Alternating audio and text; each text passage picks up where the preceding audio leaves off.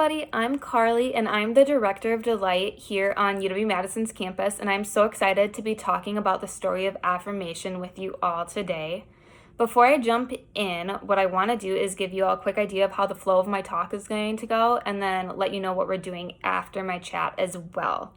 So first things first, I know a lot of you still don't have the Delight book for the semester, and that is completely okay. However, if you do still want to purchase this book, feel free to email or text any of the leaders, or also you can DM our Instagram page and we will help you find a book as soon as possible. For those of you who did have a chance to read this week's chapter, you'll know that it was centered around the story of Gideon and then also had the theme of affirmation. So for my chat today, what I'm going to do is walk you all through a little Cliff Notes version of the story of Gideon, briefly discuss how the theme of affirmation is seen in that story, and then let you all know how I've seen affirmation from God in my own life play out. Once we're done with that, what we'll do is we'll split into some small groups, and here we'll have time to introduce ourselves, reflect on the week's story a little bit more, and then also answer some of the discussion questions from the Delight book. So as I said, in this week's chapter about affirmation, we're told a story about a man named Gideon. And the story begins in Israel, where the Israelites have turned against God and instead of worshiping him, are worshiping idols. And the people of Israel had forgotten about God and how much he loved them and cared for them. So as a reminder that God was the one in charge, God took the Israelites' farms away from them for 7 years. So during these 7 years, whenever the Israelites planted crops, God would send the Midianites in and let them destroy the Israelites' camp. And this continued on for 7 years until one day God appeared to a boy named Gideon, who was one of the poor Israelites living in Israel at the time. And what God did is he told Gideon that he would be the one to set the people of Israel free with God's help. So when the Lord told this to Gideon, Gideon was obviously in disbelief. God had to perform many miracles for Gideon to even consider believing him. And ultimately, God ended up sending an angel down to Gideon. And even then, it took quite some time for Gideon to actually believe that with God's help, he would be the one to free his people. So after that, what God did is he had Gideon gather an army. And of course, Gideon went about and gathered thousands and thousands of people. And he brought all these people back and he told God, he's like, I have an army. I'm ready to fight the Midianites and to win Israel back. But God knew that with so many people, that if the Israelites were to win back their town at this point, that they would believe they had won back based off of their strength and power. So instead of letting Gideon keep the amount of soldiers that he had, God sent all but 300 away and said, no, you'll defeat the Midianites with only 300 people so that you know that you won back Israel not with your strength, but with my strength. So after Gideon had now 300 soldiers, God sent them into battle with nothing but a trumpet, a jar, and a torch to fight. So Gideon and his soldiers went into battle, but instead of fighting the Midianites, they ended up scaring them away.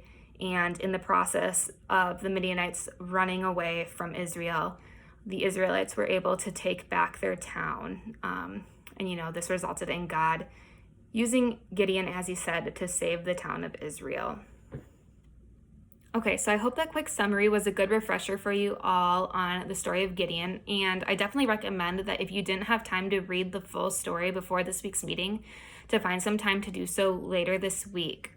It can be found in Judges in chapters 6 and 7 if you want to go find that later. So what I want to do now is actually talk a little bit about affirmation and how this theme of affirmation played into the story of Gideon, and then how I've seen it in my own life.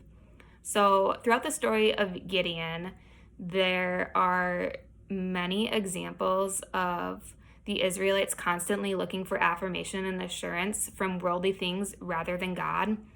And it isn't until Gideon actually puts his faith in God and finds affirmation in God that things start to turn around for the Israelites. There was one line especially in the story that I related to, and it reads, "Pardon me, my Lord, but if the Lord is with us, why has all of this happened to us?" And this is a quote from Gideon when he's talking to the angel and he's wondering, like, how can I put my faith in the Lord if all of these bad things have been happening to us right now? And he's talking about the 7 years where the Midianites were constantly destroying the Israelites' camp. And it was really hard for Gideon to put his faith in the Lord at this point because so much was going wrong. And I think that this quote can really relate to us as college students right now and what we're living through right now. I know a lot of my why has this happened to me latelys have had to do with my summer plans being canceled, no in-person classes, some of our clubs, like this one, being virtual instead of in person, not getting to be in a classroom to teach my students. I'm sure all of you can relate to this, and this list could go on and on and on. But after reading this week's story, I've kind of concluded that thinking this way is actually, it's kind of dangerous, and it's really easy to create these lists of what's going wrong in our lives, and it can become addicting. And as we see at the beginning of the story of Gideon, each time the Israelites tried to take matters into their own hands, God comes crashing down by sending the Midianites through and destroying their camp. And I think it's important to remember here that God's not doing this to cause harm or to be cruel to the Israelites, but he's doing it because he wants the Israelites to come back to them, or back to him, and he wants to bring the attention back to himself.